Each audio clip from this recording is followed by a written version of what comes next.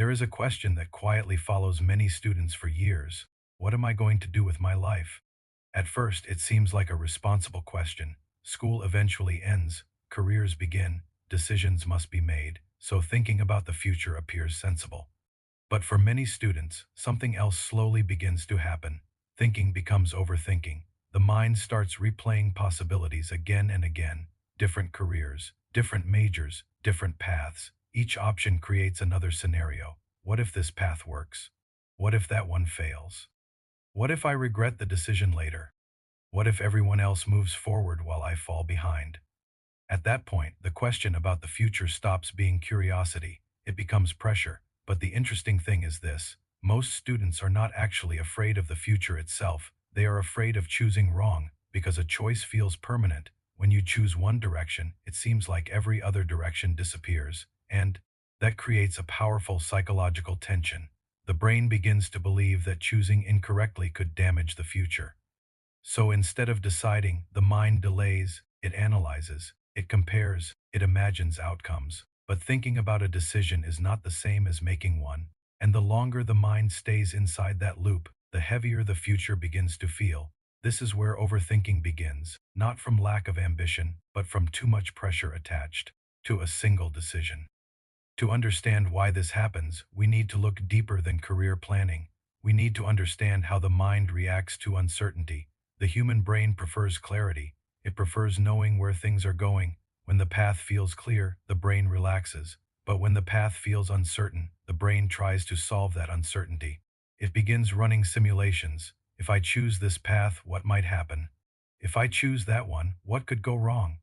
This process can be useful for small decisions, but when the decision involves something as large as your future, the number of possibilities becomes endless, and endless possibilities create endless analysis. Soon the mind becomes stuck between options, not moving forward, only thinking about movement. Seneca once observed something interesting about this tendency. He wrote, "We suffer more often in imagination than in reality." This insight describes the experience of future anxiety very well. When students imagine the future, the mind often jumps immediately to worst-case scenarios. What if I fail? What if I choose the wrong path? What if everyone else succeeds while I struggle? But these fears exist mostly in imagination. They are predictions, not realities. Yet the brain reacts to imagined problems almost the same way it reacts to real ones. So the future begins to feel dangerous, and when something feels dangerous, the brain hesitates, it delays action, it returns to thinking, more analysis, more imagined scenarios, more possible futures. But there is something important to notice here. Overthinking the future often feels productive. It feels like preparation, but thinking and deciding are not the same thing. Thinking creates possibilities, deciding creates movement, and without movement, the mind cannot gather new information. It remains trapped inside imagination. Søren Kierkegaard once wrote something that captures this tension perfectly. Life can only be understood backwards, but it must be lived forwards. In other words, clarity about life usually appears after decisions have been made, not before. But many students expect the opposite. They believe they must fully understand their future before taking the next step, and that expectation creates enormous pressure. Because the future cannot be fully understood in advance, it can only be explored gradually. Yet when students believe they must predict the entire path ahead, the mind tries to do something impossible. It tries to calculate a perfect decision, a choice with no mistakes, a path with no regret, but perfection rarely exists in decisions. About the future, every path contains uncertainty, every direction contains risks, and every life includes unexpected changes. This means the real challenge students face is not simply choosing a career. The deeper challenge is accepting that certainty will always be incomplete. Without that acceptance, the mind keeps searching for guarantees, and guarantees about the future rarely exist. Another factor that intensifies this pressure is comparison. Students constantly observe the people around them. Some classmates appear confident, some seem certain about their career path, others already talk about specific goals. And when you see someone who appears certain, it creates a powerful illusion. It looks like they have solved the future. But appearances can be misleading. Many people who seem certain are simply moving forward without analyzing every possible outcome. They are experimenting, trying, learning along the way. But when comparison enters the picture, the mind begins measuring progress. Everyone else seems ahead. They already know what they want. I'm still unsure. This comparison intensifies the pressure to decide quickly, but pressure rarely improves decision-making. It usually makes the mind even more cautious. So instead of choosing a direction, the brain returns to analysis. More thinking, more imagined futures, more possibilities, and the cycle continues. At Daily Reset Lab, this channel explores the hidden psychological mechanisms behind modern pressure, identity, and learning.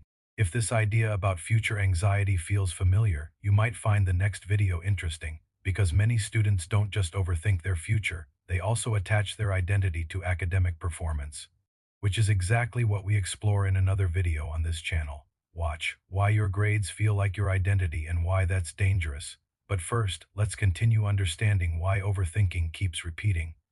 There is something important to understand about progress. Progress rarely comes from perfect decisions. It usually comes from movement. Confucius once said, "It does not matter how slowly you go as long as you do not stop." This idea reflects something important about learning and direction. Progress does not require perfect certainty. It requires movement.